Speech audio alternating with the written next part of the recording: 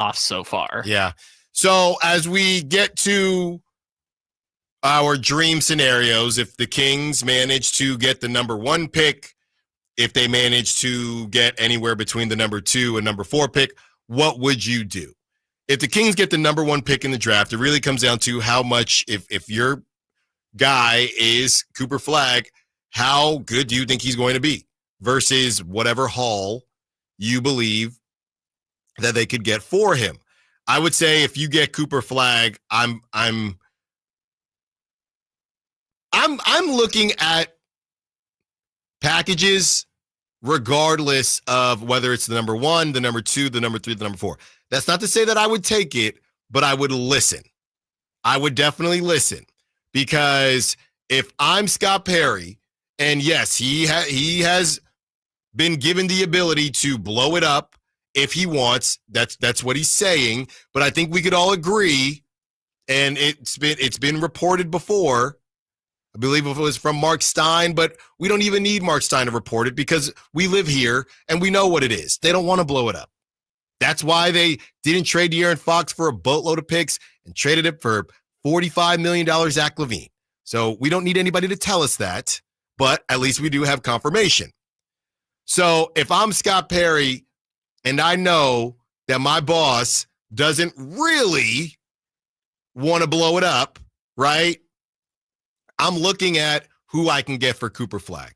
Now, it better be a heck of a package. And I think the tough thing is when it comes to trades and money, can you get enough back with the money working to where you are not laughed at the same way the Kings have been laughed at in the past? And I don't know, based on, would it be, I think what happens is if you get Cooper, if you get the number 1 pick, now it's you can take him, but you're going to take Zach LaVine.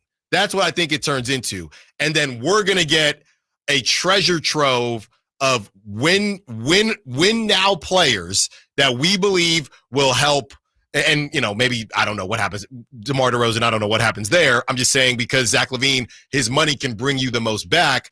Hey, you get the number 1 pick, but you got to take Zach LaVine. And we're looking at who's going to help Domantas Sabonis, who's going to help the point guard situation, all of that. And it better be a haul where this is sustained success. Because the reality is the best way for sustained success is to draft a 20-whatever-year-old kid and have him be your cornerstone, have him be your foundation. That's the reality. But I know what my boss really wants. And my boss really wants playoff revenue this coming season. So that's where Scott Perry has to, maybe this is the first conversation, and it's a great conversation to have because that would mean that you're in a power play and you've got the first pick or I would say 1 through 4 and say, look, man, I know it's tempting, and we can listen, but unless we find a deal that is knock your socks off, right?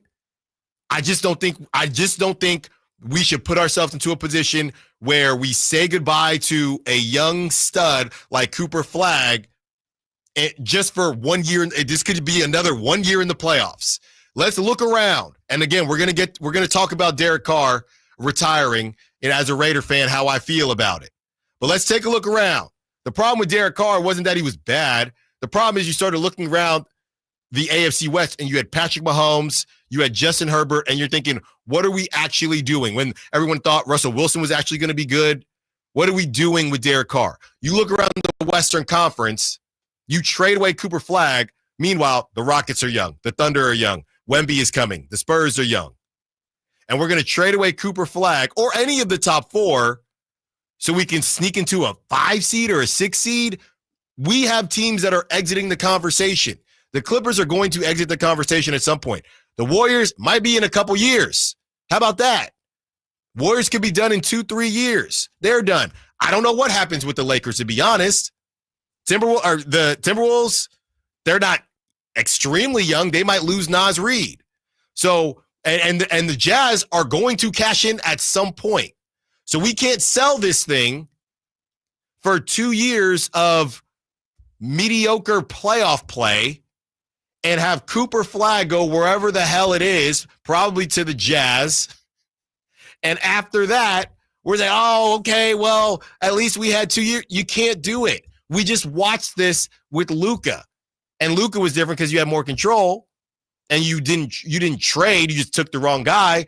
But I just don't think you can afford the other side of it. I do not think whatever you could get back. Now, I'll listen, but I don't think that anything you could get back, maybe we're talking the 3rd or 4th pick, maybe. But 1 or 2, it better be something I've never seen before, ever. Yeah, I think you kind of hit on it, which is if it's 3 or 4, you can talk yourself into that move, because this is why tonight is going to matter a lot more for other teams, but I think Sacramento's a microcosm of it. Is winning the lottery is a path to a superstar trade, right? Mm-hmm. When Anthony Davis got traded from the Pelicans to the Lakers, people don't remember the thing that got that over the line was the Lakers jumping from 9 to 4 and getting the 4th pick in the draft that they could then package to New Orleans. What facilitated Damian Lillard leaving Portland 2 years ago was Portland winning the lottery and getting Scoot Henderson with the 3rd pick to be the heir apparent, right? Superstar trades get facilitated by those types of moves.